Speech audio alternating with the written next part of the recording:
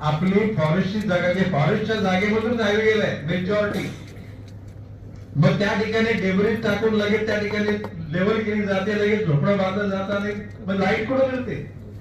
One विभागाच्या जागेमध्ये धाबा बांधल्यानंतर लाईट देणारा शाळा कोण आहे? तो 15 दिवसाच्या आतमध्ये ह्या प्रक्रिया पूर्ण व्हायला पाहिजे.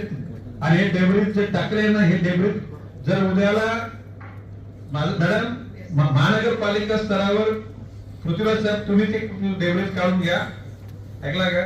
आणि ह्या बाहेरच्या भागामध्ये आपल्या कलेक्टर आणि त्याच्यानंतर ज्या गोष्टी आता शांताराम मोळे काय बोले, गाड्या पार्किंग करतात बरोबर, आणि त्या गाड्या पार्किंग अपघात घडले ना त्याच्यामध्ये. मागे जो अपघात घडला किती लोक गेले? आपली 13 लोक गेले. तो त्याच प्रकारामुळे तो अपघात घडला. जर का ते निशिस्तीचं पालन केलं असतं तर त्या लोकांचा जीव गेला नसता.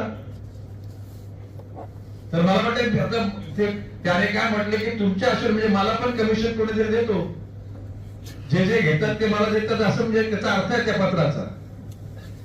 आणि तो नंतर हेमंत साहेबांना पण त्याच्यात पर्सेंटेज मिळते. म्हणजे आता ते बोलत